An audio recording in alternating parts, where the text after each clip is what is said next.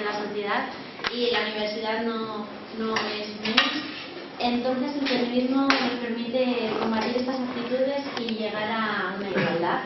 Nos gustaría que este fuese un punto de partida para un cambio dentro de la sociedad y por lo tanto de la universidad y por lo tanto que revierta en la sociedad, y que el feminismo no quede reducido a jornadas o charlas de este tipo que ya de por sí son escasas, sino que se convierta en un pilar fundamental y transversal. Bueno, estas jornadas las organizamos desde Alternativa Universitaria. Para quien no conozca Alternativa Universitaria, pues somos una asociación de estudiantes que trabajamos como en tres pilares. Uno es órganos de gobierno, el otro es información y servicios al estudiante y el tercero es sociedad. El primero pues es la representación en los órganos de gobierno de la universidad del estudiantado. El de información y servicios al estudiante lo realizamos mediante el CISE, que es el Centro de Información y Servicios al Estudiante, que se encuentra en el edificio U Asociaciones, cerquita de aquí. Y el tercero es el de sociedad, que lo realizamos colaborando en diferentes plataformas con diversos colectivos en temas como feminismo, liberación del pueblo palestino, movimiento estudiantil o educación. Alternativa, por lo tanto, es un espacio de unión entre estos tres pilares para que así lograr que la sociedad entre dentro de la universidad y que esta institución, que es un tanto cerrada, no se quede aislada de los problemas que existen en la sociedad. Hoy está con nosotras Rocío Anguita, que para este segundo día dentro de las jornadas, ella es profesora en la Universidad del Departamento de Pedagogía, en la Facultad de Educación, y nos va a hablar de feminismo y educación. Y bueno, si quieres presentarte tú más, yo así ya doy paso a esta jornada. Gracias. Y yo lo primero que quiero hacer es dar las gracias a Alternativa, porque para mí realmente como profesora de esta universidad es todo un honor y un lujo que un colectivo de estudiantes y un colectivo de estudiantes comprometidos como Alternativa Universitaria piense que puede aportar algo en una jornada, y en una jornada con este nivel, donde hay pues gente que van a venir, yo creo que muy interesante dentro del feminismo, hablando de diferentes elementos del feminismo, pero gente de verdad de primer nivel a nivel nacional. Y a mí me cuelan aquí en medio hablando de educación y realmente para mí es un lujo estar aquí esta tarde con vosotros y con vosotras, intentando pues, compartir con vosotros algunos de los planteamientos que ha hecho el feminismo en el mundo de la educación, porque como bien han dicho, yo soy profesora en la Facultad de Educación, soy pedagoga y toda mi trayectoria, digamos, profesional dentro de la universidad, uno de los campos a los que me he dedicado a trabajar todo este tiempo ha sido en el campo del feminismo y de la igualdad entre mujeres y hombres en el mundo de la educación. No quiero plantear algo unilateral, de hecho he traído alguna cosa para hacer porque me parecía que una charla larga se hace muy pesado, entonces iré poniendo algunas cosas para que debatamos y para que vayamos comentando entre todos y todas. Y lo que os propongo es hacer un recorrido, al principio rápido, pero que también nos hace entender por qué estamos hoy aquí, a través de la historia. Os propongo hacer ese recorrido rápido a través de la historia de cómo hemos llegado aquí, por qué hoy hombres y mujeres tenemos la enorme suerte de compartir esto que es un espacio público de docencia y de docencia superior, de enseñanza universitaria a hombres y mujeres. Os recuerdo que ayer le dieron el premio Nobel a Malala por defender que todas las niñas tienen que ir a la escuela en el mundo, y eso está todavía por conseguir. En nuestro país hemos dado muchos pasos, vamos a ver qué pasos hemos dado, pero realmente la situación no es tan boyante como pensamos. Entonces os voy a contar muy rapidito una parte de la historia de España, no me voy a ir muy lejos para no extenderme. Luego vamos a ver cuál es la situación actual con esa metáfora de la cortina de humo que os explicaré de dónde viene. Os voy a contar algo de lo que se está aprendiendo realmente en el sistema educativo desde una perspectiva de género, qué estamos aprendiendo de forma diferenciada hombres y mujeres y qué mensajes nos está mandando el sistema educativo a hombres y mujeres de forma diferenciada, qué otras cosas no están y no se las espera. Y por último, no me resistía a terminar hablando algo del mundo que nos rodea, porque la educación no es más que el reflejo del mundo en el que vivimos y de la sociedad en la que vivimos. Es verdad que la educación se ha utilizado como motor de cambio y es un fuerte motor de cambio en algunos sentidos, pero también es verdad que solo con educación no cambiaremos el mundo. El mundo lo cambiaremos con educación y con otras luchas que tienen que ver con el marco político y con el marco social. La educación es un elemento más ahí. Pero yo no me resistía a contar alguna cosita que también tiene que ver con qué estamos aprendiendo fuera de aquí, que se aprenden tantas cosas o más que dentro de la aula y dentro del sistema educativo. Y esto es un poco lo que os voy a contar. ¿Cómo llegamos hasta aquí? Pues a mí me gusta mucho siempre poner esta foto, porque es el inicio de cuando las niñas empiezan a entrar en las escuelas. Sabéis que hasta 1857 no se establece la ley Moyano, que es una ley que establece la escolaridad obligatoria de niños de los 4 a los 10 años y de niñas si se puede. Pero ya había un si se puede. Antes solo había una educación de la élite, de las pocas élites que había en el país, pero la había, sobre todo de la nobleza y de la primera burguesía, y una educación de adorno para las niñas de esa élite, que consistía en quedar bien y saber algo para no hacer el tonto por ahí, según se entendía en la época. Y no es hasta ese momento, con la ley Moyano, cuando se establece esa escolaridad obligatoria. Y fijaros que la escolaridad obligatoria es que tiene que haber una escuela de niños por cada pueblo de 500 habitantes y una de niñas, bueno, eso hay alguna posibilidad. Y eso se quedaba reducido en que si la mujer del maestro pues sabía leer y escribir, pues esa ya era una maestra. Y a partir de ahí hablamos.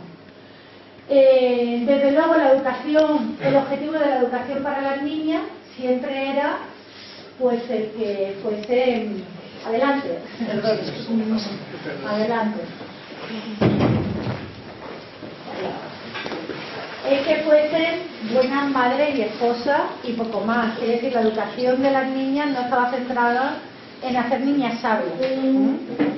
Y fijaros que el índice de analfabetismo en 1878 era un 90% de la población de las mujeres del país y un 61,5% de los hombres. O sea, éramos un país francamente analfabeto, en términos cómo se entiende el alfabetismo, ¿vale? Igual pasaba con el resto del sistema educativo y por supuesto con el acceso a la universidad. Se viene a regular el acceso a la universidad en 1888, cuando se dan cuenta de que ya hay 10 mujeres estudiando en la universidad sin que nadie le haya dado permiso. Y empiezan a ver que, ostras, se nos están colando, habrá que hacer algo con esto, ¿vale? Y en ese momento se regula que hay que pedir un permiso especial, por supuesto en aulas separadas, no aulas separadas, sino que el aula convencional es la de los chicos, y una mujer que quería estudiar una carrera universitaria tenía que venir acompañada de una señora, se sentaba ahí en una parte, y eso era todo lo que podía esperar de la enseñanza universitaria, ¿vale? Y esa es un poco la situación. Aunque me gusta el contraste entre esas dos fotos, porque aunque una es de principios del siglo XX, de esa escuela de niñas de Tamariz del Campo, fijaros que no hay mucha diferencia con la siguiente foto de 1958, que ahora os contaré algunas cosas sobre esa siguiente etapa. Pues seguimos adelante, se va poco a poco consolidando la educación básica para las niñas, pero desde luego sin mucho entusiasmo, sin mucha obligatoriedad. Y tan poca obligatoriedad como que, bueno, pues la profesión de maestra ya empieza a ser una profesión regulada, ¿verdad? Y una profesión con formación. Hay en cada capital de provincia una escuela normal de maestros y una escuela normal de maestras, donde no se aprenden las mismas cosas, evidentemente. En la escuela normal de maestras, pues hay mucho contenido que tiene que ver con el hogar, con la costura, con los rezos y con ese tipo de cosas, frente a la formación de los maestros, que sí que tiene que ver con la formación clásica de saber leer y escribir, cuentas y algunas cosas más. Y a mí siempre me gusta poner este contrato de la maestra para que veáis que aunque era de las pocas profesiones que podía ejercer una mujer que no tenía otro tipo de sustento en la vida en este país, Fijaros las condiciones leoninas de la maestra, que era una privilegiada de la época. La privilegiada de la época se tenía que comprometer a no casarse porque el contrato quedaba automáticamente anulado, a no andar en compañía de los hombres, a estar en su casa entre las 8 de la tarde y las 6 de la mañana, a no pasearse por las heladerías del centro, no ir con hombres que no fueran su marido, su padre o su hermano, y si es su marido ya no, porque ya no puede ser maestra, será casada, no fumar cigarrillos, no teñirse el pelo, llevar dos en agua, usar vestidos que queden más de 5 centímetros por debajo de los tobillos, mantener limpia el aula, que eso también les tocaba, barrer y fregar, oye, que eso también iba en el lote, y no maquillarse. Entonces, bueno, la cosa estaba un poco durilla. Fijaros que esto, por ejemplo, es cómo va la entrada de las mujeres en la universidad, para que veáis un poco una línea temporal. Las mujeres empiezan accediendo a la universidad, como decía antes, como oyentes, se consideraban asistentes luego más tarde, pero con condición de tener una autorización del padre o del marido, ¿vale? Hasta 1888, como decía, se podía matricular sin autorización, y hasta 1910, que fue ayer, hemos celebrado los 100 años hace poquito, hasta 1910, no se establece la orden firmada por Romanone que facilita el acceso a la mujer a la universidad sin tener que pedir permiso a nadie. Hemos celebrado los 100 años de la incorporación de las mujeres a la universidad, fijaros. Y ya en 1930 suponen un 5% del alumnado universitario. No está mal. Para no tener ningún empujón y para estar aquí, bueno, pues la cosa iba un poco, porque tengáis un poco el panorama en la cabeza. Es verdad que durante la República pues hubo un respiro, pero es que fue tan corto que no dio tiempo a casi nada. Se estableció la escuela, la educación mixta, en primaria y en secundaria. En secundaria ni siquiera se pudo llegar a poner en marcha porque la orden era de 1936, justo cuando empieza la guerra, y excepto en las zonas republicanas, en las zonas nacionales, pues aquello pasó y se acabó. Pero es verdad que en ese momento hubo una explosión de empuje hacia la educación que se notó en todos los aspectos y mucho más en la educación de las mujeres. Tenemos las residencias de estudiantes con la residencia de señoritas, que supuso la primera oportunidad seria de mujeres que no eran de las clases y de las élites dominantes de acceder a la educación superior a través de la Institución Libre de Enseñanza, la Escuela Hogar para Chicas que se estableció, y bueno, y a mí me gusta siempre poner a la primera catedrática de la universidad, doña Emilia Pardo Bazán, porque esta se tuvo que examinar vestida de hombre. Es decir, acceso a la universidad había, pero las condiciones buenas no eran. Porque esta señora, que era una pedazo de señora y una pedazo de académica, se tuvo que examinar vestida de hombre para ser catedrática. Entonces, a mí me gusta siempre recordarla allí, que no se nos pierda un poco la cosa. Llega el franquismo y volvemos a la noche de los tiempos en la educación, pero a la noche, más noche de los tiempos. Yo sé que la gente más mayor que estáis aquí lo recordáis perfectamente. El franquismo supone la vuelta a la escuela segregada, donde niños por un lado, niñas por otro, y donde cada uno aprende cosas diferentes, que es lo importante. No es que estemos separados, sino que aprendemos. Esto lo he sacado de unos libros de niñas, pero había traído alguno más por aquí, de estos que voy coleccionando, pues tengo ya unos cuantos, y voy coleccionando libros antiguos de niñas, libros escolares, y fijaros lo que se enseñaba fundamentalmente a las niñas desde 1939, que acaba la guerra, hasta 1970, que es mucho decir, son casi 40 años. Pues cómo ser una niña bien educada, este tipo de cosas, conserva la piedosa costumbre de santiguarse al salir de casa, va por la derecha, saluda, toma el camino más recto. En la mesa la niña bien educada, guarda la compostura, en fin, volvemos a más de lo mismo. Y a más de lo mismo es, queremos niñas y mujeres obedientes y no queremos niñas y mujeres sabias, para que, si total, su posición en el mundo es ser buenas madres y esposas, y con eso, con saber leer y escribir y poco más, pues no lo despachamos. Ahí he puesto algunos libros más de la época, El espejo de las niñas, que eran lecturas para niñas, o las lecciones de higiene y economía. Y, por supuesto, se establece la asignatura de hogar como obligatoria. Y, por supuesto, hay un acceso restringido a las profesiones, algo que hoy nos parece una locura. Pero es que en este país no se podía ser jueza hasta 1961, que eso es ayer, no antes de ayer. Entonces las mujeres no podían, ¿para qué querían estudiar si luego no podían ejercer la profesión? Hay muchas profesiones que dan paso a muchos estudios que dan paso a una profesión regulada, y otros que, hijo, ¿para qué tanto saber si total te vas a quedar en tu casa? Entonces, con este panorama hemos educado a un montón de generaciones de mujeres de este país, de las que algunas pudieron salir adelante, yo creo que gracias al empuje enorme de las familias, que tenían claro que la única posibilidad que tenían de caminar y de salir adelante era estudiar, y que eso, bueno, pues te diera posibilidad de acceder a otro trabajo como el de maestro o el de enfermera, donde la gran mayoría de toda una generación han sido maestras y enfermeras, porque eran las únicas profesiones que realmente una podía tener acceso sin perder el decoro y sin perder la consideración social. Y bueno, pues así ha sido la cosa. Fijaros cómo ha ido bajando el analfabetismo de hombres y mujeres a lo largo de todo el siglo XX hasta llegar a 1970, y ahora os digo por qué 1970 y no 1975. Fijaros que siempre el de las mujeres no escolarizadas, siempre la línea negra y la línea gris es mucho más alta, mujeres no escolarizadas y mujeres analfabetas, y en cambio la línea roja y salmón, hombres no escolarizados y hombres analfabetos. Realmente en este país no ha habido una apuesta porque toda la población tuviera una educación, y esa apuesta está claramente reflejada aquí. ¿Por qué hasta 1970? Pues en 1970, aunque todavía está el franquismo y todavía tenemos a Franco ahí dando guerra y matando gente a garrote vil, pues hubo un ministro de Educación que se llamó Villar Palasí. Y Villar Palasí vio que con este sistema educativo arcaico y del catapum, pues no íbamos a ningún lado.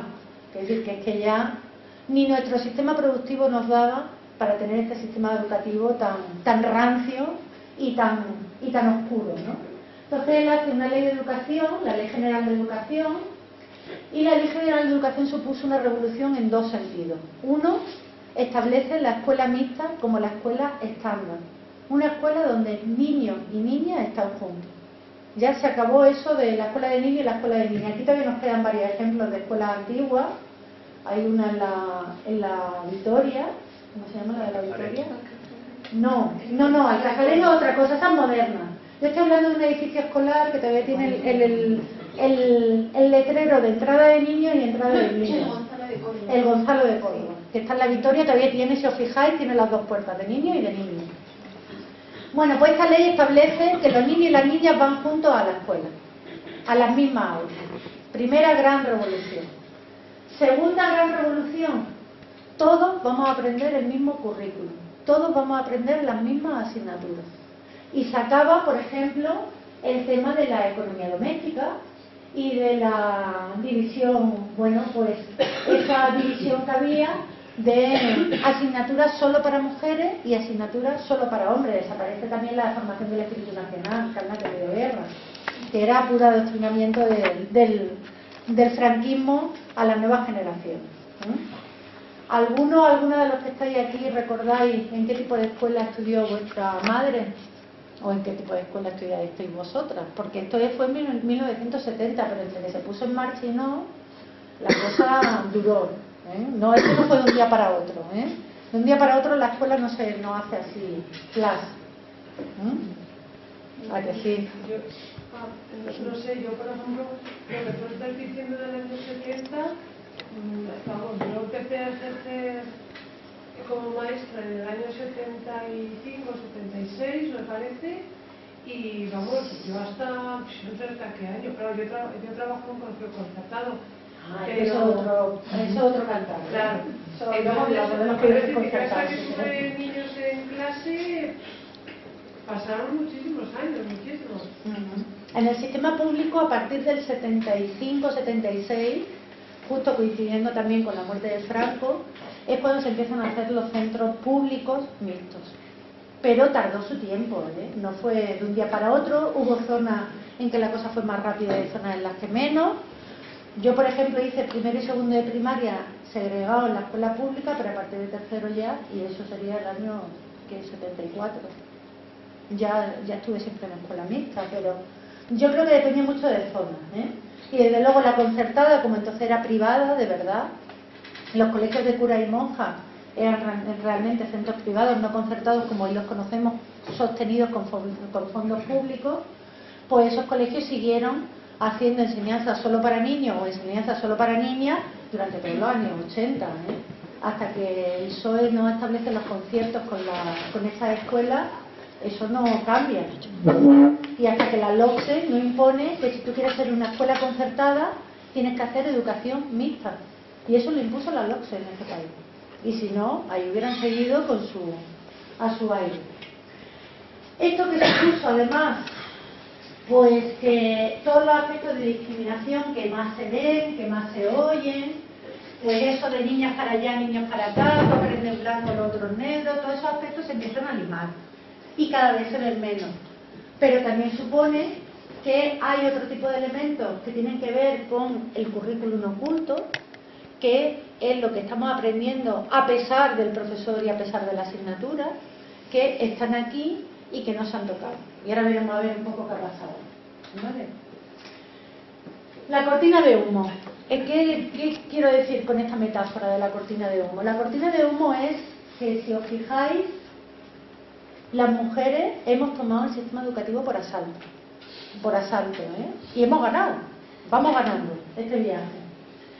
Porque la educación primaria, como es obligatoria, estamos como está la población, tantos niños y tantas niñas como está la población, ahí no hay discusión.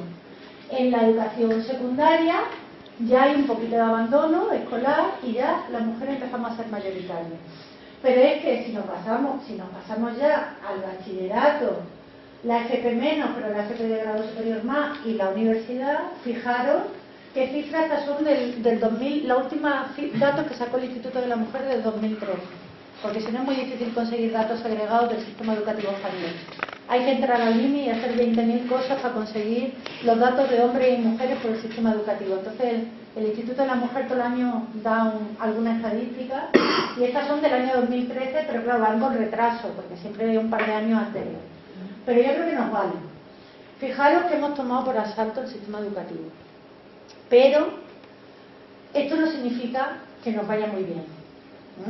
Y ahora vamos a ver por qué no nos va muy bien y por qué esto realmente es una cortina de humo que nos impide ver dónde tenemos los problemas en este momento. Porque ahora todo el mundo dice, no, pero si a las chicas les va fenomenal. Son las que más estudian, las que más aprueban, las que más titulan. ¿De qué os quejáis? Bueno, pues vamos a seguir viendo algunos datos para que veáis que la cortina de humo es densa, es potente, porque realmente pues lo que está pasando dentro, por ejemplo, de la formación profesional es muy alarmante, muy alarmante. Fijaros que por diferentes ramas profesionales, en el grado medio tenemos pues los servicios sociales de la comunidad, la rama sanitaria, la de imagen personal, la de sanidad, con más de un 85 hasta un 95% de alumnas mujeres. En cambio, tenemos mantenimiento de vehículos autopropulsados, mantenimiento y servicios de la producción, madera y muebles, fabricación mecánica, edificación de obra civil, electricidad electrónica, donde hay un exiguo 4% de mujeres estudiando esa rama. Fijaros qué cosa más estereotipada. Las chicas se van a la rama sanitaria, a la atención personal y a la peluquería, y los chicos a lo de taller, la automoción, en fin, lo de toda la vida, Esto es la FP media, era estos datos. En la universidad, pues aunque somos potentes, pero también nos pasa más de lo mismo. Si os fijáis, en la ingeniería, en la arquitectura y la ingeniería técnica, que ahora serían los grados, y luego la arquitectura y la ingeniería superior, lo que ahora sería el máster de la ingeniería, para ser ingeniero superior y ser arquitecto, Fijaros que hay un 23% solo de estudiantes chicas. Y en la superior un 30%. En cambio en las licenciaturas un 60% y en las diplomaturas, que eran las carreras cortas de 3 años, donde básicamente tenemos los magisterios, las enfermerías, empresariales y alguna cosa más, pues ahí ya somos muy mayoritarios. Por rama de estudio, pues nos pasa más de lo mismo. En las técnicas tenemos un SU 26% de chicas frente a las ciencias de la salud. Las ciencias de la salud no solo enfermería, las facultades de medicina ya han perdido el paso. No sé qué van a hacer los médicos, que son ellos tan jerárquicos y tan estructurados, que porque tienen la facultad de medicina llena de mujeres. Y la próxima generación de médicos de este país son mujeres. Casi un 70% ahora mismo de las que estudian aquí en nuestra universidad mujeres. Fijaros. Más que incluso ciencias sociales, humanidades, que nos parecería más de mujeres. Pero es que, claro, nos vamos al profesorado y la profesión de maestra, que ha sido una profesión típicamente femenina, pues sigue siendo una profesión típicamente femenina. Pero según vamos subiendo en la pirámide del sistema educativo, la cosa va cambiando. Si veis, en infantil, primaria y secundaria hay casi un 70% de profesorado que son mujeres. No digo nada en educación infantil. En educación infantil me parece que estamos en el 95% de mujeres, porque se entiende que la educación infantil, como es cuidar niños pequeños, eso es de mujeres. Entonces tenemos poquísimos hombres maestros de educación infantil, lo cual nos acarrea muchísimos problemas, porque los niños y las niñas necesitan tener modelos de hombres y mujeres haciendo las diferentes profesiones, y más un modelo de maestro que pueda atenderle igual que un modelo de maestro.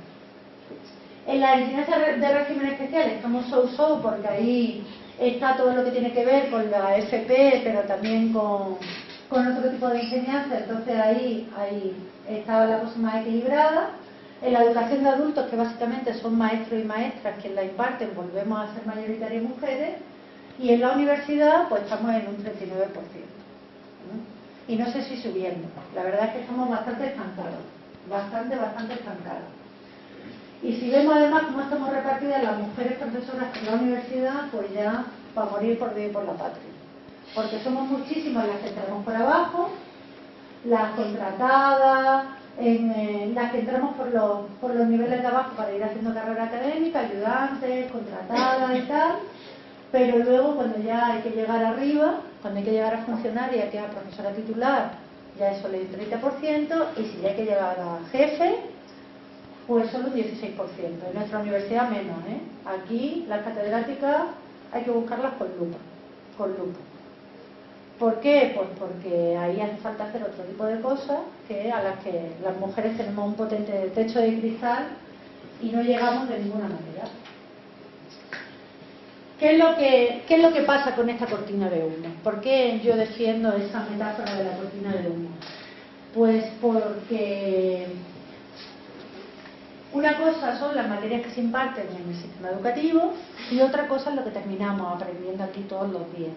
Y lo que terminamos aprendiendo todos los días tiene que ver con los contenidos de las materias, pero también tiene que ver con las actitudes, con los roles, con todo lo que tiene que ver con la relación entre las personas. No sé si he traído suficiente, si no de dos en dos. Me gustaría que le echéis un vistazo a eso que os he fotocopiado y que lo viéramos un momento y iba pasando. De qué es lo que estamos aprendiendo en los libros de texto, por ejemplo. Y os he traído una ficha de ejemplitos de los libros de texto de mis hijos, porque ¿para qué me voy a ir más lejos? Yo tengo dos hijos, uno ya más mayor, que ya acabó la universidad, y otra que está este año en segundo de la ESO. Y entonces todos los años me entretengo en darle una vuelta a los libros de texto, a ver qué es lo que va a chupar este año. Y todos estos ejemplos yo los voy sacando de los libros de texto que me van pasando por las manos en casa. No me voy más lejos, porque tampoco mi afán es de ser exhaustiva, sino simplemente de que veáis algunos ejemplos actuales de qué está pasando con los libros de texto. Si llega alguna hojilla hasta allí, hasta el fondo, tenía que haber traído alguna más.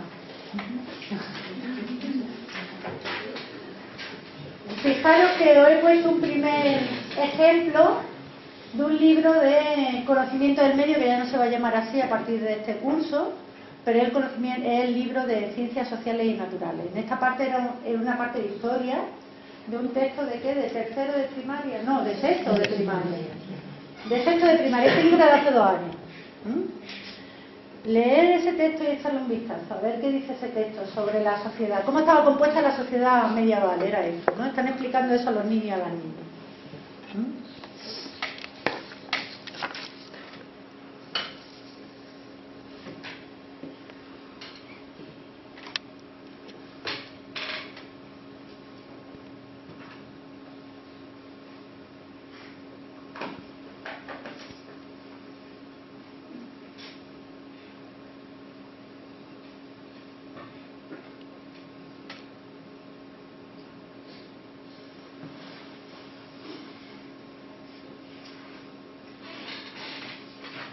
¿De quién habla ese tipo? ¿De quién habla? ¿Por quién está compuesta la sociedad? Las cuestiones son las que aparecen en el libro.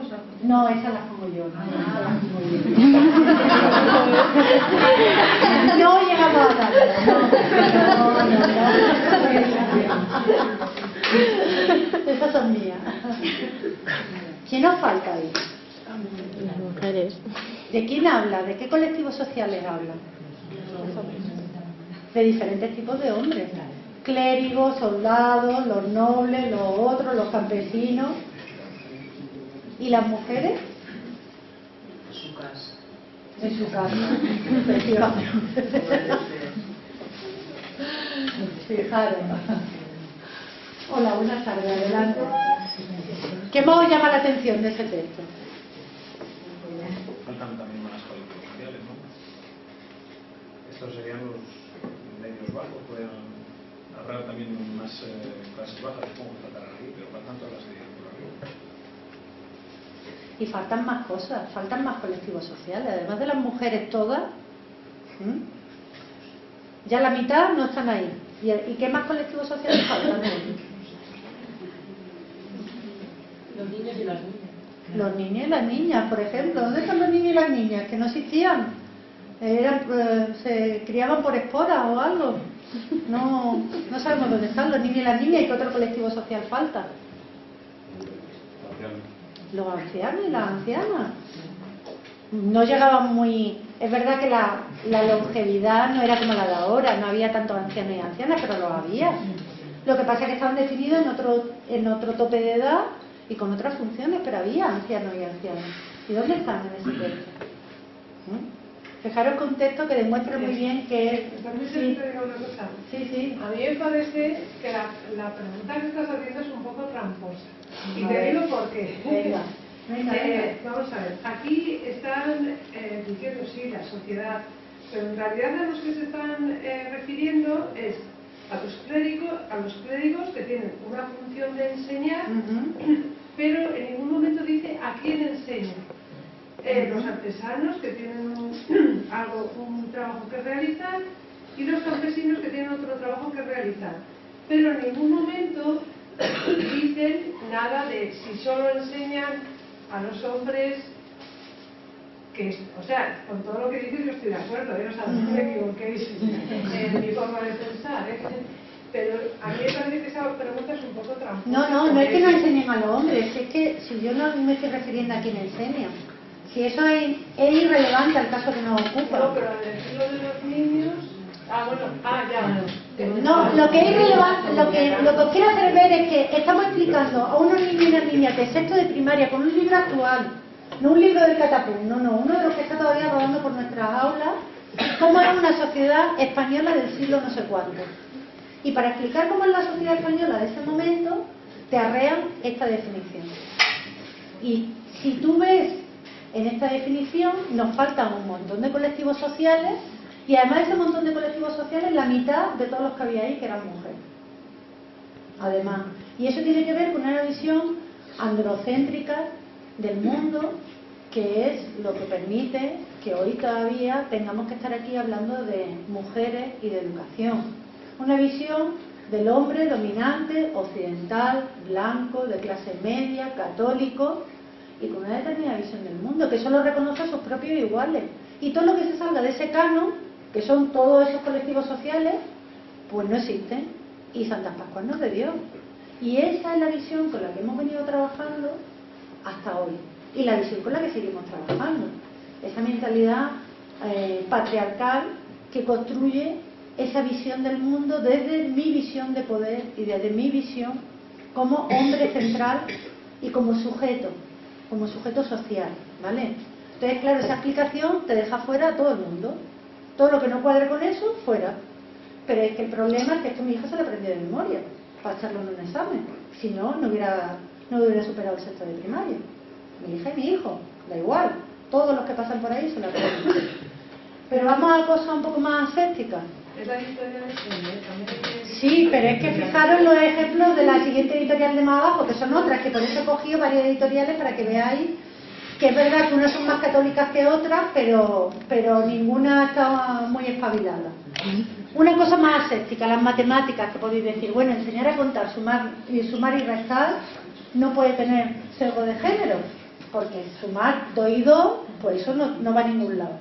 Bueno, pues fijaros qué tipo de problemas sacados también de los mismos libros de texto de mis hijos plantean para saber contar, medir cintas, medir longitudes y hacer no sé qué. Echarle un vistazo a esos problemas, a ver qué os parece.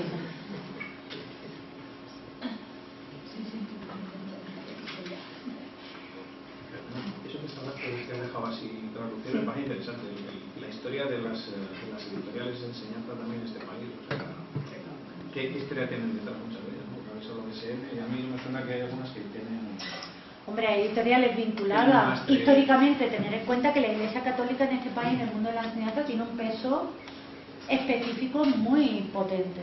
Y no solo tiene colegios concertados a patadas, que es 1/3 del sistema educativo de este país, no universitario, sino que además también creó sus propias editoriales para confeccionar libros de texto. Y eso desde el franquismo. No sé si alguno de los que he traído, esta es Calleja. Pero bueno, no, pues ninguno es de los de Del Vive y cosas así, pero Del Vive es una editorial que viene desde los años, desde mitad del siglo XX, por ejemplo.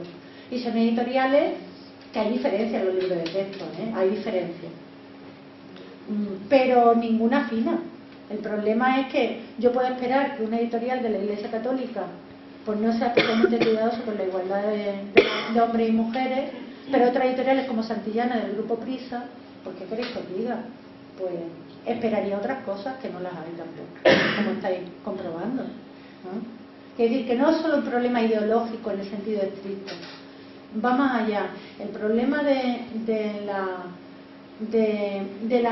androcentrismo atraviesa todo, porque esos ejercicios de matemática que me contáis.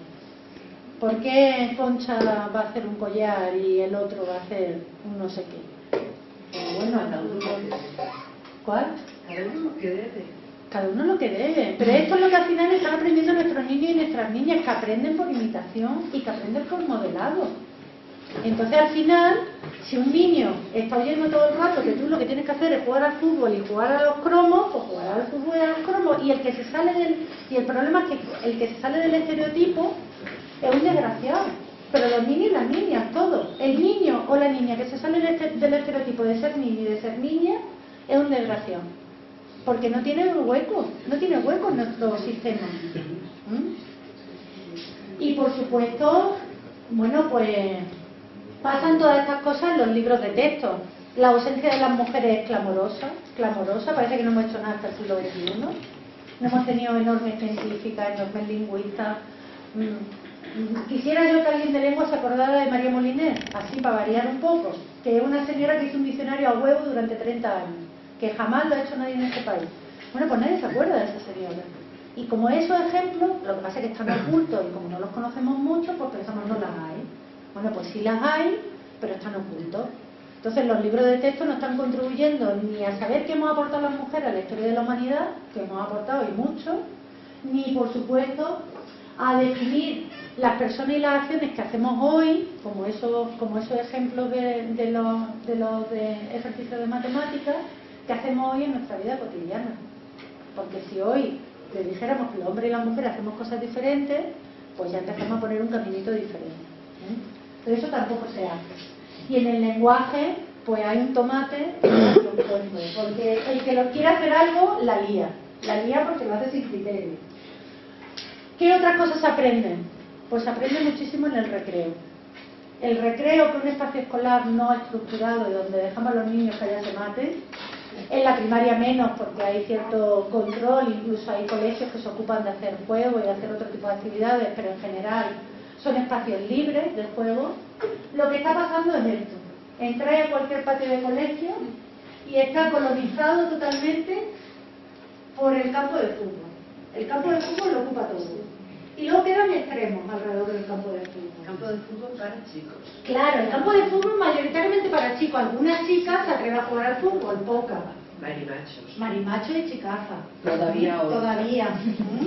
Y el resto, los chicos que no les gusta el fútbol, que también hay unos pocos, marginales pero los hay, y las chicas que tampoco les gusta el fútbol, pues en los alrededores, en los extremos del patio del colegio. Os invito a que paséis por un recreo, por la valla de un recreo, cualquier mañana de estas, de ese colegio que tenéis enfrente de ahí mismo, el García Lorca, y os paréis a ver cómo se distribuyen los espacios entre los niños y las niñas y quién ocupa los espacios centrales de los patios del colegio. ¿Y haciendo qué? Y esto está pasando hoy en nuestros patios. ¿Qué más cosas están pasando? Pues que tratamos diferentes a niños y a niñas en función de su sexo, no en función de otro tipo de elementos que es lo que tenemos que esperar en la educación. Y además lo hacemos de forma involuntaria, ¿eh? No es que el profesorado tenga una mala baba que pa' qué, no, es que esto es lo que hemos aprendido y si no hacemos una revisión crítica desde otra mirada, pues es lo que seguimos haciendo, simplemente.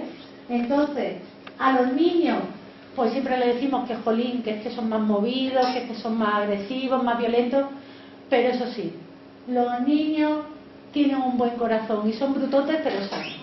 En cambio las niñas son de un retorcido, lo hacen todo bien, te entregan la tarea primorosa, las libretas estupendas, fijas que son tan ñoñas. Entonces, ¿veis qué tipo de valoraciones estamos haciendo? Estamos haciendo un tipo de valoraciones donde la escuela está promoviendo que los cuadernos estén bien, que estén ordenados, que estén limpios, que no hagan tachones, que las hojas no tengan agujeros. Y las niñas que han aprendido que este es un espacio más igualitario socialmente que otros, mucho más, y por eso estamos mejorando y por eso hemos ocupado el espacio educativo, resulta que cuando tú cumples a la perfección con todos los requisitos del sistema, pues que eres más poco creativa y más ñoña que ni sé. Y hacemos ese tipo de atribuciones que al final lo que hacen es desvalorizar todo el mérito que tú estás echando en hacer algo de lo que te están pidiendo. En el tema de la disciplina escolar, pues es que al final en las clases hay una tiranía de los alumnos varones.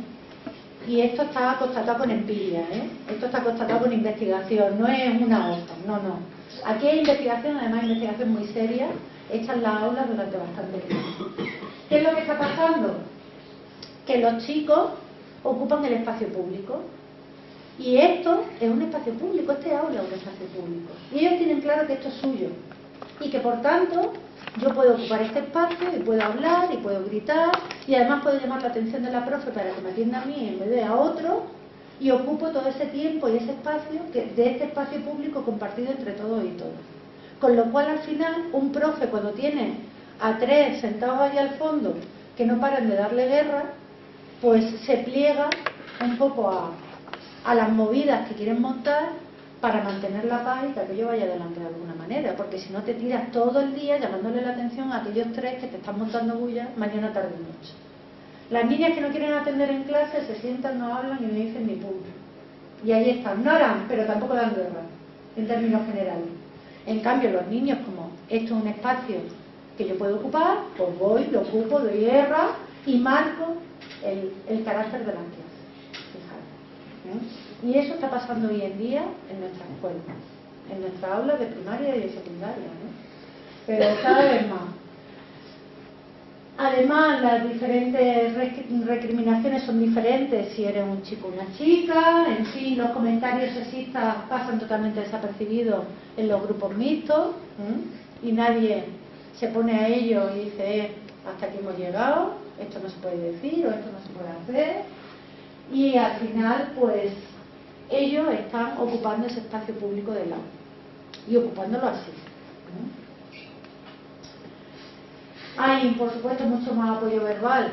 Si tú tienes a alguien que te está dando guerra allí en una esquina, pues tú tienes que dar más apoyo verbal a ese que te está dando guerra para ver si para ver si le entretienes, para ver si no sé qué, para ver si le enredas, que al resto de las que están calladas haciendo la tarea ordenadamente. Porque esas no te dan guerra, está claro, ¿no? Y, por supuesto, hay más alabanza, apoyo institucional a los niños, en fin. Todo esto, la verdad es que hay muchísima investigación y, bueno, pues como no tenemos una visión crítica del propio profesorado de cómo nos comportamos, sino que hacemos un poco lo que veníamos haciendo y cómo lo entendemos, pues esto es lo que está pasando. El sesgo lingüístico es terrible. Esto de hablar en genérico es la pera, perdonadme la expresión, porque es que, claro, cuando yo hablo a una clase como esta, donde hay chicos y chicas y hablo en genérico, cuando yo digo los niños que acaben se salen a jugar al fútbol, ¿qué entienden las niñas? ¿Que va con ellos o que no va con ellos? Pues mira, si te estás acostumbrado, perdonad que estoy interrumpiendo tanto, venga. es que como es a lo que me dedico, pues claro, en algunas cosas estoy de acuerdo y en otras no. Vamos a dar un margen de confianza, por lo menos a las personas que sí que estamos metiendo. Sí, claro. Porque sí que es cierto que hay personas que no están lo suficientemente sensibilizadas, y es verdad, o sea, les pasa desapercibido, entonces lo hacen pues como que no se dan cuenta.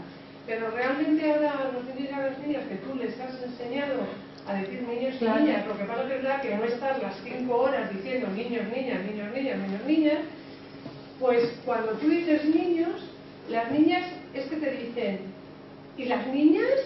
Claro, o sea, lógicamente. Decir que ellas se dan cuenta. Claro. Que sí que es verdad que también vamos sabiendo a una maestra que, oye, que vamos a ir metiendo... Menos mal. Hombre. No, eso a mí me consta, ¿eh? Claro. Yo estoy hablando un poco de la situación general y menos mal que hay maestras y maestros que están metiendo otras cuñas. Pero en términos generales, yo estoy planteando un poco el panorama de lo que está ocurriendo ahora mismo, es que una niña tiene que aprender a hacer la traducción simultánea de a ver si esto va conmigo o no va conmigo, esto que están diciendo. ¿Esto será para mí o no será para mí? ¿Este será el genérico o será solo el de los niños? Y ese es un aprendizaje que vamos haciendo a lo largo de toda la escolaridad, que es muy larga. Tener en cuenta que ahora la escolaridad es desde los 3 años hasta los 16 de forma obligatoria. Y luego, adelante. Y luego hablamos de si seguimos unos cuantos años más, ¿eh? Entonces, claro, esto del lenguaje, que todo el mundo se echa la mano a la cabeza, que dice que vaya tonterías, que tontunas, que toman algunas, que hay que ver que esto es muy cansado, esto de decir niños y niñas, pues es que lo que no se nombra no existe. Y esto es así, porque el lenguaje es nuestra herramienta de pensamiento. Y si en el lenguaje tú no tienes cosas, no tienes palabras para nombrar a determinadas personas en determinadas situaciones, se invisibilizan y no existen.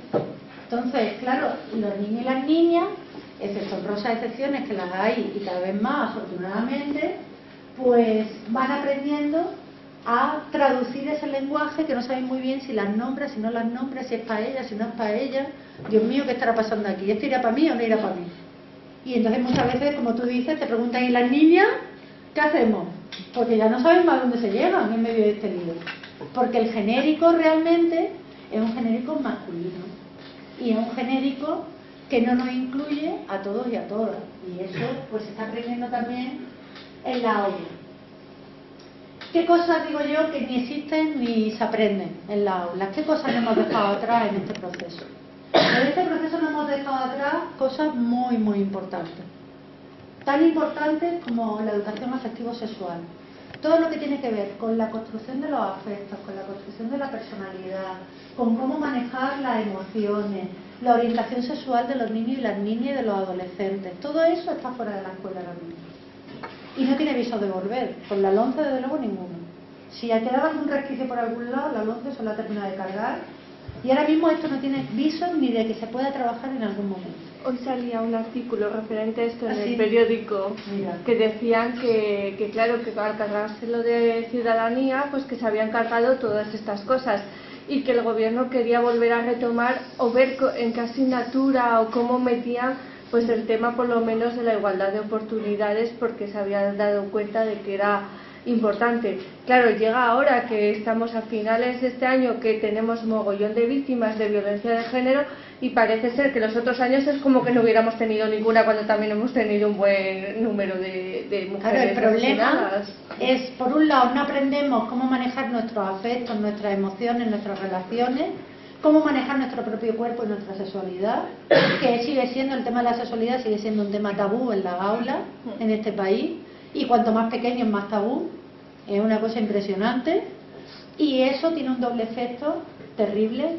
como lo está comentando ella, y es que en el tema de la violencia estamos viendo que cada vez tenemos más problemas con gente más joven. ¿Por qué?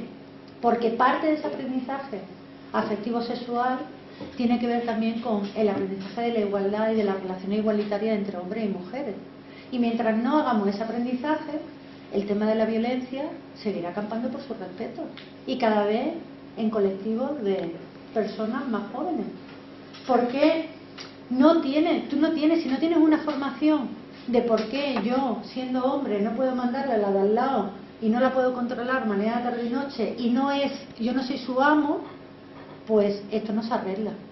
Pero nos damos cuenta a trozos. Y como es un tema tan ideologizado en nuestro país, y la enseñanza sigue siendo un campo de batalla ideológico terrible, como veis, a cada nuevo gobierno que entra, una nueva ley de educación, y vamos en esta idea, y un tema donde la Iglesia, como os decía antes, tiene un peso específico tan fuerte en este país, pues este tipo de cosas no se solucionan. Y no se solucionan de forma razonable y normal, quiere decir que no. Incluso en lo de educación afectivo sexual, yo lo que veo en los institutos también es que el profesorado, no todo el profesorado ve con buenos ojos que se imparta esa asignatura, que si ya los propios profesionales de la educación no dan un voto hacia este tipo de temas, si son porque tutores, tampoco ha habido tutoras, formación. Claro, pero si son Y da tutores mucho o tutoras miedo. no se va a trabajar Da nunca. mucho miedo porque tú te le vas a contar a mi hijo, las familias se meten por medio, es un tema muy ideologizado, cuando en otros países es muy natural hablar de sexualidad, muy natural, y no tiene por qué tener una connotación de ningún tipo, es una faceta más de la vida humana. Bueno, pues aquí, como hemos generado esta bola, pues es muy difícil de manejar, y desde luego de momento esta batalla la hemos perdido. Veremos a ver si se dan cuenta de que efectivamente no un problema ideológico en el sentido de derecha e izquierda en términos clásicos, pero sí un problema ideológico desde la perspectiva de género, muy importante, porque no nos ayuda a construirnos como personas y como personas más igualitarias, como personas que entendemos al que está al lado y que sabemos cómo tratar al que esté al lado. ¿Qué otra cosa hemos perdido en este camino? Pues en este camino hemos perdido todos los conocimientos tradicionales de las mujeres, porque como estábamos en una escuela que era de broma, y estábamos en una escuela que nos enseñaba a coser, a rezar y a poco más, las mujeres dijimos, no, nosotros queremos ir a la escuela chachi, la escuela de los niños, donde se aprende la química, la física, la historia, la geografía, nosotros eso. Y abandonamos la otra escuela.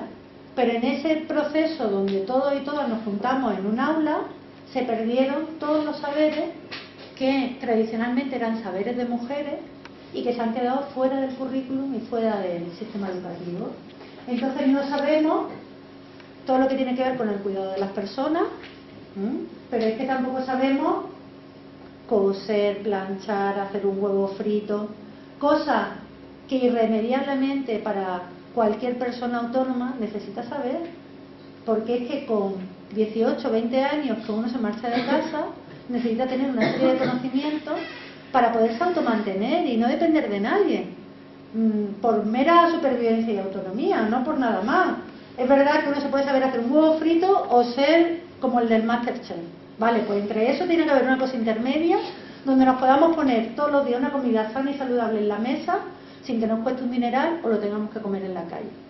Y esto es un reto que hoy se está planteando y que hoy está dando miles de problemas, sobre todo en las relaciones de pareja de la gente más joven, porque nadie sabe hacer nada. Antes las niñas llevábamos a nuestra madre, por tanto sabíamos hacer eso y era un aprendizaje que hacíamos en casa, llegó la igualdad y dijeron en las casas, ahora ya nadie, ni los niños ni las niñas, porque todos somos iguales.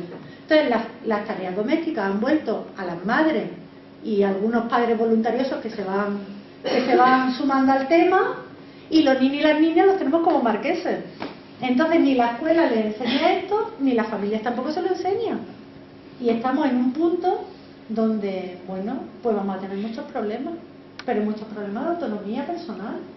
Parte de lo que está pasando con los jóvenes tiene también que ver con todos estos aprendizajes. ¿Y qué pasa a continuación cuando uno no es autónomo, cuando uno no sabe hacer determinadas cosas? Y todo esto, por supuesto, salió, y además son conocimientos no valorizados. Porque yo, ¿para qué quiero saberme coser un botón? ¿O para qué quiero saberme coser un bajo si hay una grapadora? Bueno, pues vale, la grapadora te sacará del apuro, pero tampoco es para tanto saberse coser un bajo, digo yo. Quiere decir que igual que uno aprende otras cosas en la vida, como, no sé, ya no se le cambian las bujías al coche, porque ahora ya los coches no se sabe de dónde tienen las bujías, pero bueno, que decir, igual que se han aprendido otro tipo de cosas que serán conocimientos típicos de los hombres y del mundo público, se podían haber aprendido otras cosas que eran conocimientos típicos de las mujeres y del mundo privado y que son necesarios para sobrevivir y que estamos perdiendo en este camino. Bueno, de hecho, en sexto de primaria del año pasado, y quinto y tal, los niños les mandan un cuaderno de plástica, niños y niñas, que tienen que rellenar ordenadamente, donde la creatividad se abandona, y solo por parte de algunos profesores voluntariosos enseñan a niños y a niñas, ambos, de forma igualitaria, pues eso, pues es un botón, hacer marquetería, hacer puntos, o sea, realmente son valores que se han tenido, pero que se deberían enseñar a ambos, claro. De forma igualitaria, lo mismo. No, pero si es que son conocimientos valiosos para todo el mundo. Pero como son conocimientos de mujeres, eso no vale para nada. Son conocimientos invisibilizados y ahí estamos. Pues esto también lo hemos perdido en este camino. Y por último, para no alargarnos más, que no quiero que se alargue mucho más de una hora, está todo lo que se aprende en el contexto. Como os decía, las escuelas no son más que el reflejo de la sociedad que tenemos. Y las escuelas pueden hacer algo por la igualdad, bastante. Pero también es verdad que nuestros niños y nuestras niñas hoy aprenden tanto o más fuera de la escuela que dentro de ella.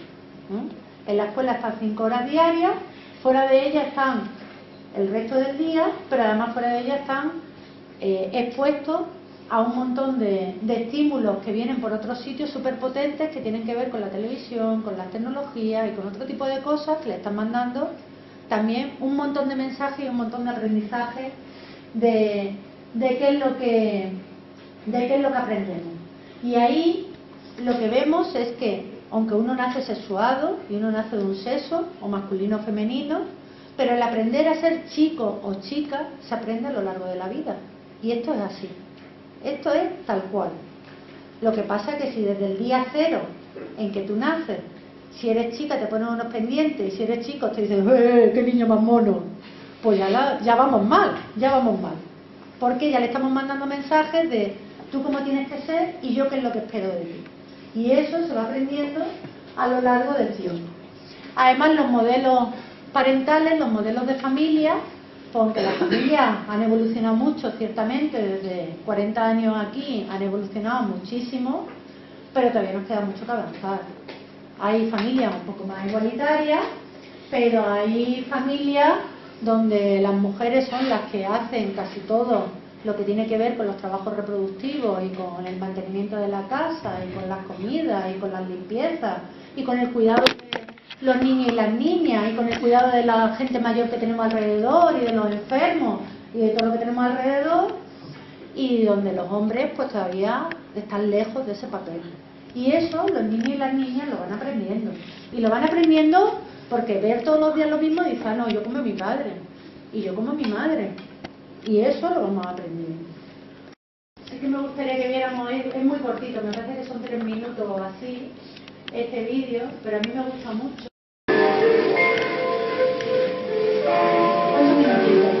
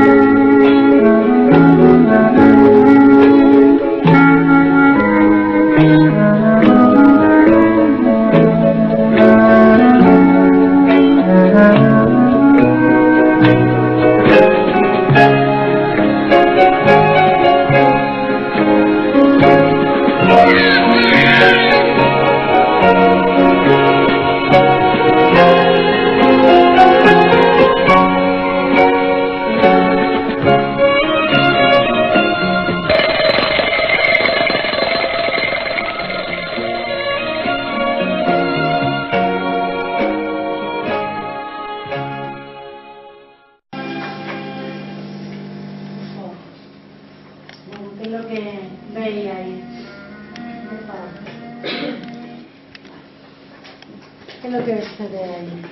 Es algo que un documentalillo que habéis visto que hizo UNESCO hace ya tiempo. Hasta luego. ¿Qué es lo que están aprendiendo nuestros niños y nuestras niñas en casa?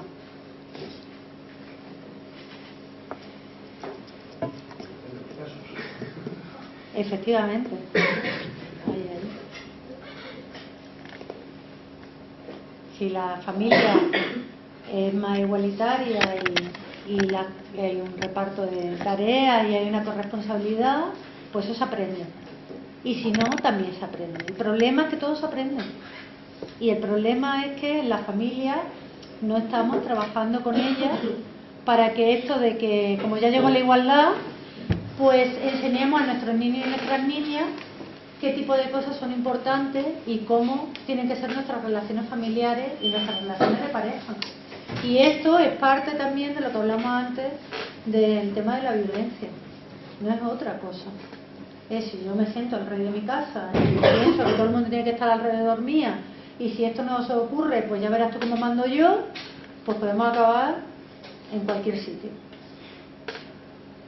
Entonces, claro, si no trabajamos con la familia el tema de la igualdad y no nos tomamos esto un poco en serio, como hemos abandonado este asunto porque la igualdad ya llegó, pues nos están pasando estas cosas.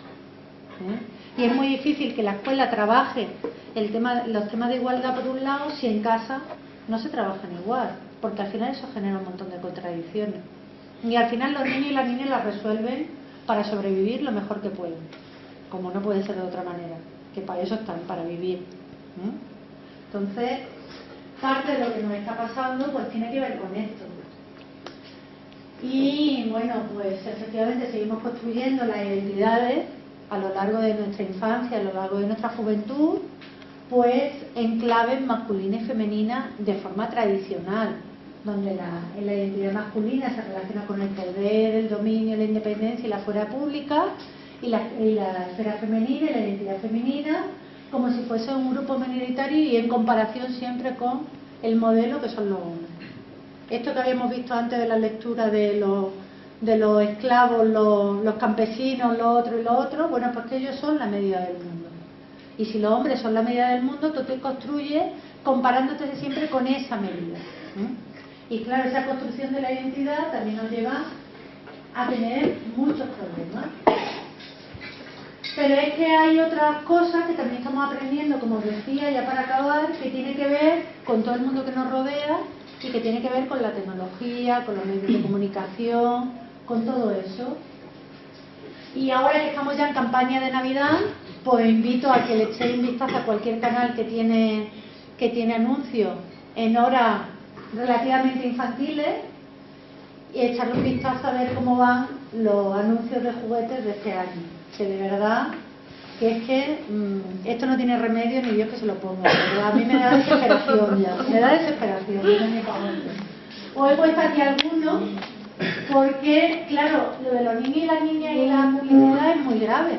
Porque a fin de cuentas, si somos adultos y adultas, pues tenemos una capacidad crítica para decidir qué queremos comprar y cómo nos están contando lo que queremos comprar. Tenemos una capacidad de análisis. Pero cuando estamos hablando de niños y niñas, esa capacidad crítica, esa capacidad de análisis es muy pequeña y además estamos incitándoles a que consuman determinadas cosas con determinados patrones. Por ejemplo, de los miles de anuncios de Snooker. ¡Ay! ¡Qué pena! ¡Qué pena! Es que no sé si es que no he puesto bien los enlaces o qué. No.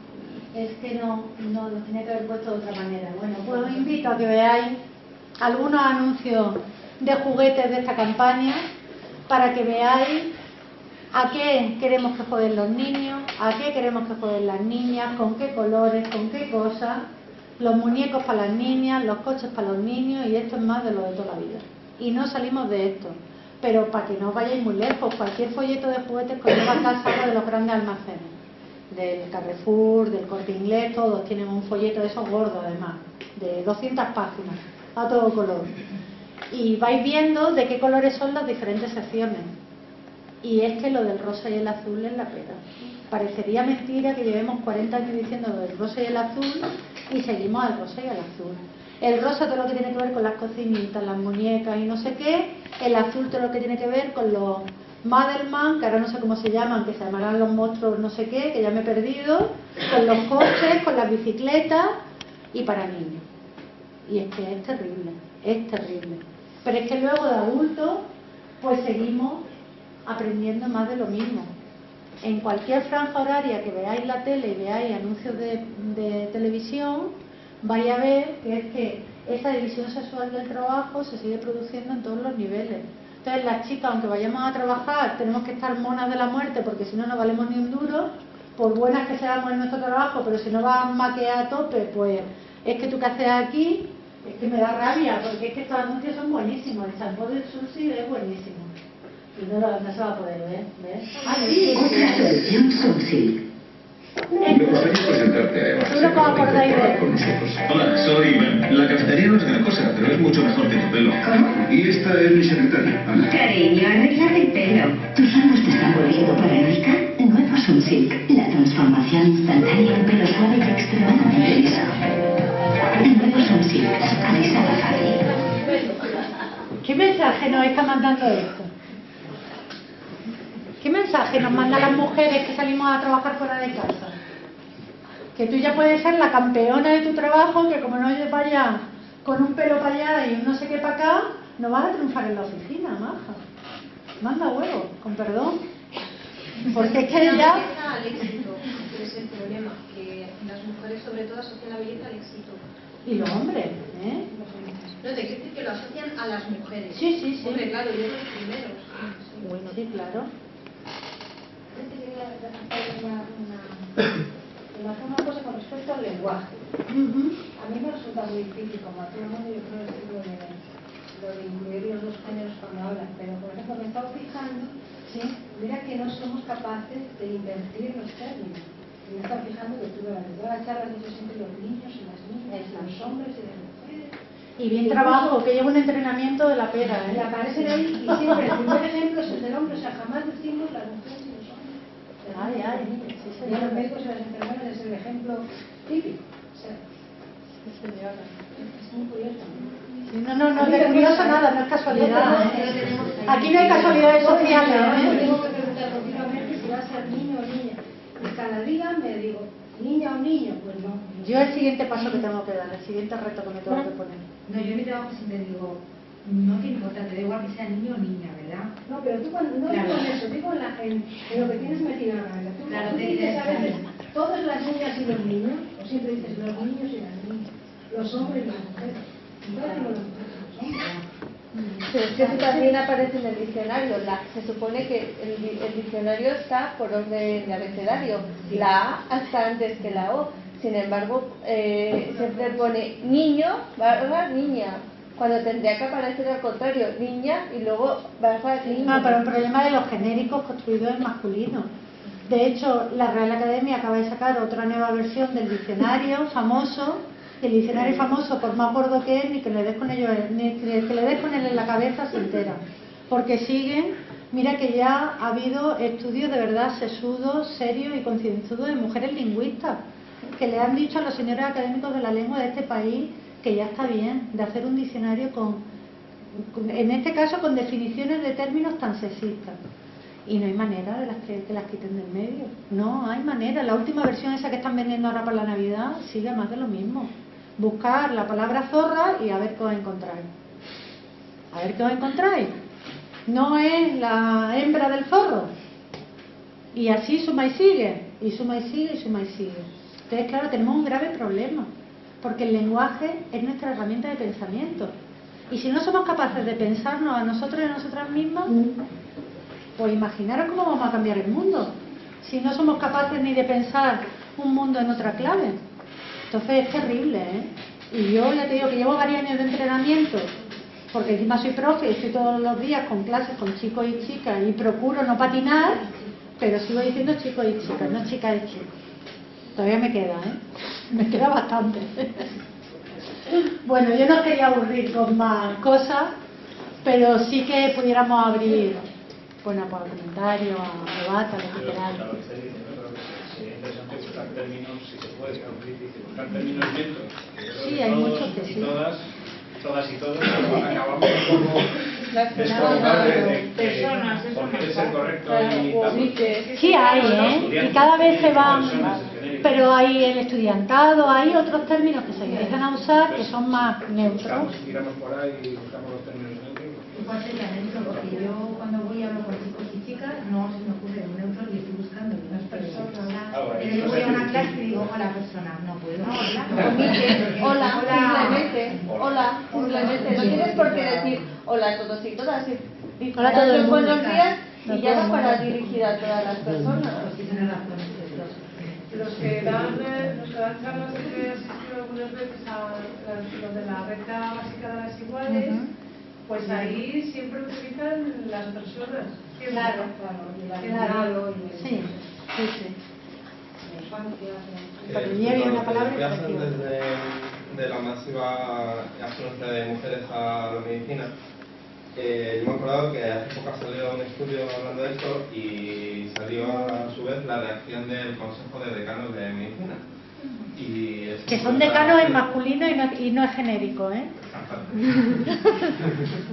no lo he encontrado, pero he encontrado una reacción de un sindicato médico andaluz que también es bastante representativo. Por ejemplo, dice: circunstancias como los mayores requerimientos de tipo familiar de la mujer, que se está viendo en algunos casos, implican un menor grado de disposición laboral que repercute en la organización de los servicios y en el reparto de la carga de trabajo. El grado de feminización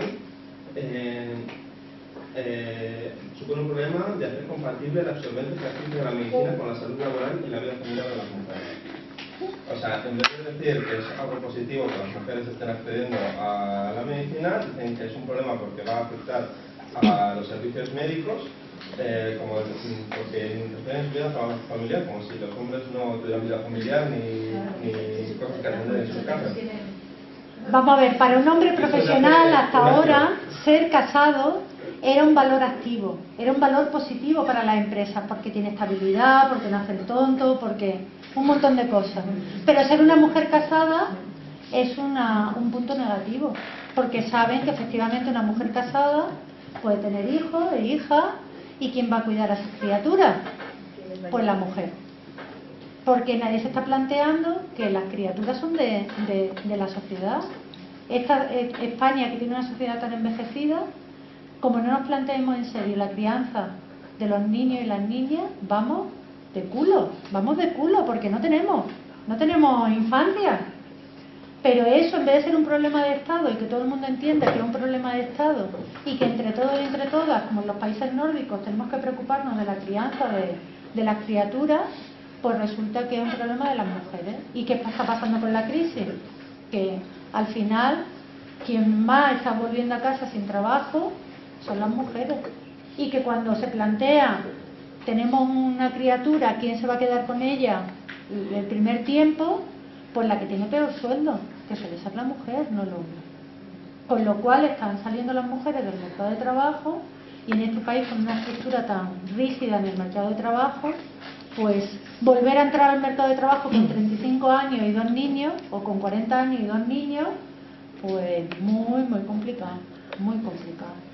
En el tema de medicina, yo he escuchado argumentos como que el tema de la selectividad, claro, como las mujeres, las chicas son tan estudiosas y aprueban mucho más que los chicos, pues resulta que hay muchas chicas que acceden a la medicina que chicos, y entonces, claro, hay algunas especialidades de medicina que, claro, es que habría que cambiar esto, porque es que los hombres pues les desarrollan mucho mejor el trauma que cosas.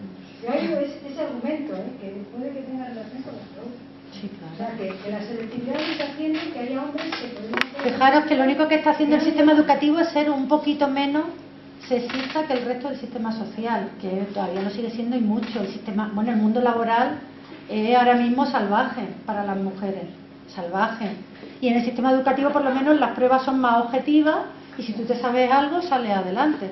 Con lo cual eso las mujeres lo han aprovechado. ¿Por qué hay tantas mujeres en la administración pública? Porque hay oposiciones. Y oposiciones donde cada uno demuestra con criterios objetivos lo que sabe y lo que ha estudiado. Así son las cosas. Antes cuando estaba poniendo lo de las carreras de ciencias y demás, yo estoy de prácticas en FAS ahora, y eso sí que es una jungla. Claro, pero una jungla. Lo que pasa, hay que ver y aguantar cosas que es que no es ni medio normal, desde el punto de que la jefa está ahí porque a saber qué habrá hecho en el despacho, y de que tú tienes ahí cuando vas a las reuniones de la gente que está trabajando, cada uno puede hablar de sus atributos como le da la gana, y cuando es una chica la que lo hace es que menuda una cerda, es que no se corta nada, es que no sé qué, y tienes que aguantar cosas que son de verdad. Y tiene mucho que ver, se me ha recordado porque yo estudio ingeniería, entonces se ve desde la clase hasta que llegas allí. Cuando llegas allí no hay jefas, no hay ingenieras, no hay técnicas, no hay nada. Solo hay un montón de hombres por todas partes y tienes que aguantar, o sea, hay que ver muchas cosas que... Y conoces, porque yo conozco a chicas de la cadena aquí en FASA, ¿y sabéis cómo le llaman a las chicas de la cadena aquí en FASA? Las mamis. Sí, porque son chicas jóvenes, todas ingenieras, no como el resto de la gente de la cadena, que a veces tienen formación superior y a veces no, los hombres. Y claro, llega a una determinada edad, si quieres criar, pues crías. Y tienes un hijo o una hija y te pides una reducción horaria por cuidado de hijos, a lo que la ley te da derecho hasta los 12 años. Y entonces las mofas y las befas que hay alrededor de esas mujeres porque tienen una jornada reducida para poder sacar adelante a la criatura, pues son terribles, son terribles. Depende de quién se corta y depende de quién, dice directamente que son unas vagas por jornada reducida. Sí, venga. Ay, pues perdón, es que estaba ella hace ya mucho rato, perdón. Venga. Que bueno, yo era por una de las cosas que has explicado antes, que no sé si no la he entendido bien o algo, pero como que me ha chirreado un poco. Que cuando has comentado el tema de que se habían perdido en la escuela la educación que era típicamente de mujeres, ¿no? Y tal, que ahora se había creado como una generación que no sabían hacer nada y tal. O sea, creo que, vamos, no sé, yo al menos en mi generación no lo he visto así. O sea, y es verdad que no nos han educado en la escuela ni nada, y ni generalmente en las familias tiene por qué ser así, pero que de primeras ya presupone todo el mundo que una mujer va a saber hacer ciertas cosas que un hombre no. Y o sea, yo por ejemplo, y creo que las mujeres, o sea, sí que saben hacerlas, pero no sé, o sea, que no nos lo han enseñado en la escuela ni nada, pero te pones a ello. A un hombre le pones delante una lavadora y dice, no, es que eso yo no lo sé hacer y ya está. Y entonces, pero le pones delante de un vídeo y a que lo programa. Y tiene más botones el vídeo que la lavadora. Pero decir como que en general decir como que en general la gente joven ya no tiene ese conocimiento ni nada. No, yo lo que digo es que no se ha transmitido de forma ordenada y como conocimiento valioso para la humanidad. Como, claro que al final te pone, pero al final la predisposición, como tú bien dices, es la de las chicas que al final dicen, bueno, me va a tocar. Y va y te toca, claro. ¿Cómo no te va a tocar? Si el de al lado no se mueve, pues alguien se tendrá que mover. Pero claro... Claro, yo por ejemplo... las chicas os dejéis en el sentido de que, bueno, es que me va a tocar. Pero tener en cuenta, a ver, tener en cuenta que la lucha por la igualdad es muy dura en el día a día, es durísima. Aquí han pasado generaciones de mujeres que han tenido que batallar por cosas muy evidentes con sus parejas de al lado. Y esa batalla que la tienes que dar todos los días de tu vida, eso es durísimo. Eso es durísimo. Y yo entiendo que haya gente que diga, oye, yo doy la batalla pero con orden, que tengo que vivir. Que yo no puedo estar todo el día encabronado con este que es mi pareja 23 horas al día, porque entonces me muero. Que yo no me refería exclusivamente a un ámbito personal de con tu pareja, tal. O sea, yo por ejemplo he vivido el caso de, yo soy de fuera, me vine aquí a estudiar, entré en un colegio mayor y de primera ya tengo que la gran mayoría de los colegios mayores están separados por sexos. Y cuando vas a un colegio mayor masculino, tienen servicio de limpieza, tienen servicio de todo. Y yo accedí a un colegio mayor femenino y en la gran mayoría de ellos, o sea, no es solamente el caso del colegio mayor que yo fui, sino en todos ellos presupone que tú, la limpieza, la colada y tal, te la vas a hacer tú, porque sabes hacerlo. Y a un tío no. Y entonces a eso me refiero, que no solamente lo decía en un ámbito personal, sino como que a lo mejor yo, o quien fuese, llega ahí y dice, pues es que no sé poner una lavadora, pero ya presupone en plan, bueno, pues aprenderás. Y un tío es como, no sé ponerla y, bueno, es normal, es joven y no sabe hacer las cosas. Entonces como que sí que veo una diferencia que no la había... Cuando hay alguien que se lo solucione, o un servicio determinado, o su pareja, entonces es malo. Porque ante la necesidad aprenderá. De hecho habrá muchos tíos que llevan los que aprenden. Bueno, ¿sabéis lo que está pasando últimamente? Y ya no es la primera cosa que me llega. Por eso ya lo he pasado de la categoría de anécdota, para mí ya ha pasado de la categoría de anécdota, porque la primera vez que te lo cuentan dice, bueno, esto es anecdótico, le puede haber pasado a esto, pero no va más allá. Pero no. Ya ha pasado de categoría de anécdota, está pasando en muchas parejas jóvenes, que cuando ya te vas a vivir con alguien, pues claro, empiezan a haber problemas de quién limpia esta casa, quién hace la comida, quién plancha, quién lava, todas estas cosas, ¿no? Y como los chicos no están dispuestos a hacer nada, pues las chicas están dispuestas a pagar ayuda externa, aunque con sacrificio, porque igual no tienen mucho dinero, igual no es el momento, con tal de no tener bronca con tu pareja y no meterle en el lío de vamos a discutir por qué a ti te toca planchar hoy y por qué a mí me toca hacer no sé qué mañana. Y esto ya ha pasado de la categoría de anécdota, lo cual es muy preocupante, porque ¿qué relaciones estamos promoviendo? O sea, es que fijaros, la cosa no, a mí no me parece un tema menor, Y gente con estudios, con formación, que decir, no estamos hablando, no. Por ahí atrás alguien quería decir algo. Que respecto a lo que ha dicho él y un poco lo que has dicho tú, que a mí es una cosa que me parece curiosa sobre el tema de las leyes estas o los convenios de conciliación laboral y familiar. Porque vale, te puedes hacer una reducción de jornada o tener un periodo en el que estás en excedencia por maternidad, por cuidado de hijos, pero eso no se lo puede coger la mujer. Entonces no estás dando la oportunidad a ese momento de, vale, tú... No, se puede coger también los chicos. Bueno, pero en el caso de los primeros meses se supone. A ver, pero esos son obligatorios para la madre después. No, pero luego tú puedes pedir una reducción hasta los 12 años, puedes pedirla, Pensé que solo podían pedirla en el momento del nacimiento. No. Vale. Era lo que quería decir, que claro, en ese caso pues que no se da la posibilidad de que la mujer la titular de la criatura. Con respecto a eso, ya, yo estoy más por paternidad, me refería a la reducción de jornada o también. Con respecto a esto, hace poco escuché una anécdota de un chico que fue a una entrevista de trabajo y algo que hemos tenido que vivir las mujeres durante muchos años, como es ¿y quieres tener hijos? ¿Y qué métodos anticonceptivos usas? Esto en una entrevista de trabajo. Estas preguntas se las están empezando también a hacer a los hombres por esas leyes. Que lo sepáis.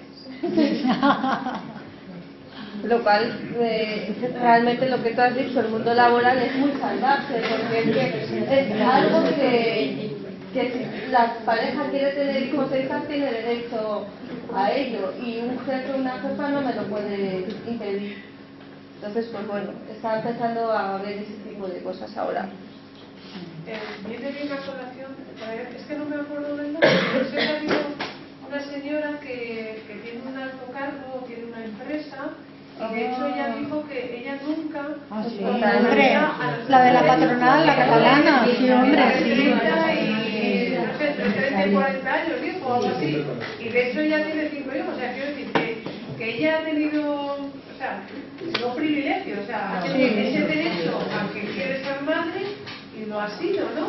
Y sin embargo, fíjate, viniendo de una mujer que, claro, es que hay mujeres que son más machistas que los hombres. El problema de esto es que no se es feminista con ser mujer, ni ser machista con ser hombre. Cambiar la perspectiva tiene que ver con la formación y tiene que ver con un cambio en la mirada que, como veis, tiene que ver con la formación y con la educación y con verla y con ir conociendo teorías diferentes que ha ido construyendo el feminismo a lo largo del tiempo sobre por qué las relaciones entre hombres y mujeres han sido relaciones jerárquicas hasta ahora. Y una vez que uno entiende esas teorías, puede empezar a actuar de manera diferente. Pero a veces efectivamente ese comentario de jolín, para ser una mujer, qué machista, ¿no? Pues es que esto no viene de serie.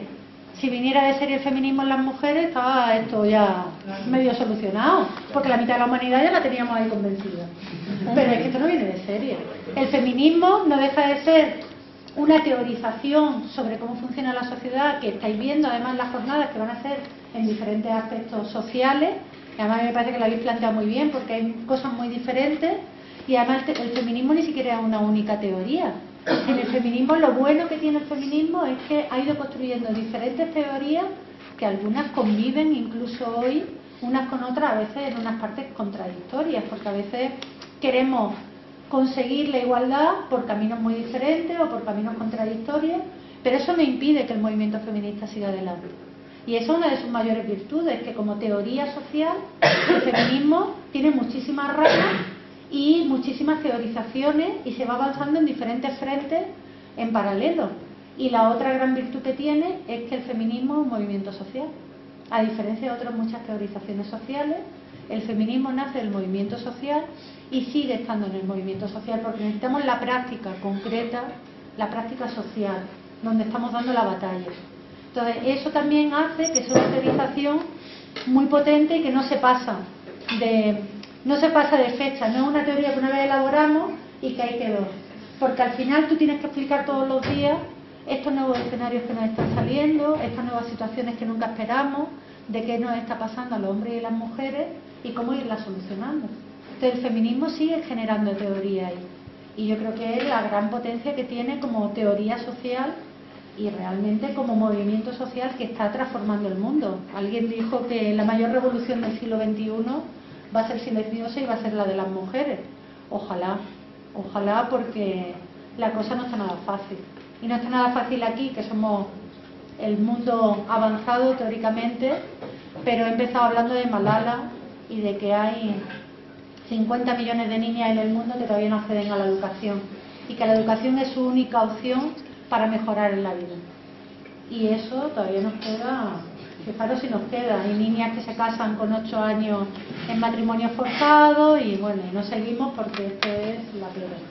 Pero ojalá que esa sea la revolución silenciosa del siglo XXI. Bueno.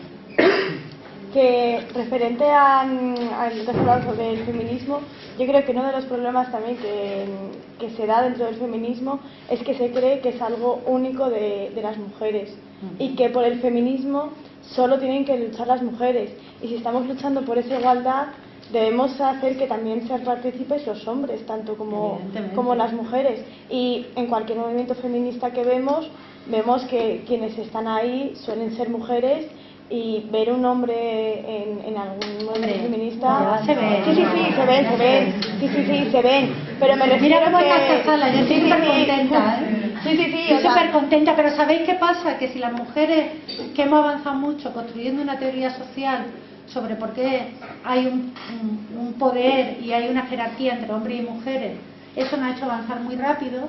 Si no convencemos a los hombres, claro, convencer a los hombres de perder el privilegio es muy duro.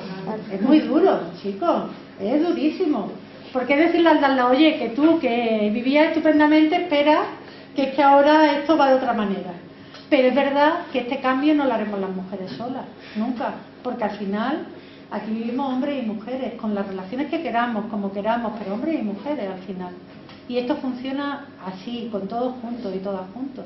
Entonces, claro, el problema es que la vanguardia del movimiento han sido mujeres, porque igual que la vanguardia del antisegregacionismo fueron los negros, porque eran los que lo sufrían, pero evidentemente el objetivo no es convencer a las mujeres, el objetivo es construir una sociedad diferente, con relaciones diferentes entre todos y todas. Pero claro, perder privilegio es muy duro, es muy duro. Entonces, claro, ahí hay que hacer más labor, pero yo estoy súper contenta hoy de ver a muchos chicos aquí, ¿no? Muy contenta. Es que es curioso de que haya todavía tantísimas personas que crean que el feminismo es lo contrario del machismo.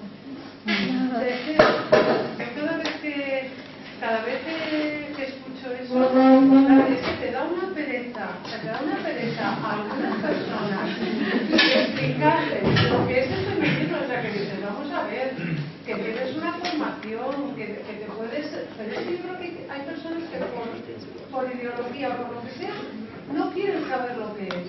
No quieren. Y luego yo estoy muchas veces a alguna mujer le digo, a ver, tú dime con qué no estás de acuerdo con todo aquello que han conseguido los movimientos feministas. A ver, dime con qué no estás de acuerdo. Bueno, yo qué sé, se calla, cambia de conversación, siempre alguien al lado le dice algo y ya las interrumpe, ¿sabes de qué hora es eso? Y con respecto a la maternidad, la que yo es algo que últimamente lo pienso mucho, que en verdad es que los gobiernos adolecen de tanto de una escasez de inteligencia, ¿verdad? Porque esto no se puede decir de otra manera. ¿Qué te dices? Si a las mujeres que están en el debate de la reproducción no se les facilita, pues evidentemente, como el mundo se supone que quiere que siga adelante, ¿no? Y siga habiendo personas, pues no sé, o sea, va a haber algunas personas que se van a dedicar única y exclusivamente a la reproducción. Y de verdad que yo creo que hace ya 10 años una bióloga creo que dijo que no tardaría el ser humano en dejar de ser ay madre, se me ha ido la palabra no, el otro, a ver, ovíparo no, el otro, vivíparo. O sea que no... Bueno, no hagamos el chiste fácil de si los hombres parieran se pariría máquina hace mucho rato, que es verdad, pero bueno. Terminaremos, ya veréis cómo... Debería ser una profesión. Es que fíjate cómo está. Es que, a ver, qué chicas ahora de edad que pueden decir voy a ser madre. Pues muy complicado, pero porque la situación es muy complicada para todo el mundo. ¿Quién puede decir ahora con 30 años que se va de casa a vivir razonablemente? Es que ese es el problema. Empezando por ahí, pues ya todo lo demás, fijaros. Ya para qué vamos a seguir hablando. Pero sí.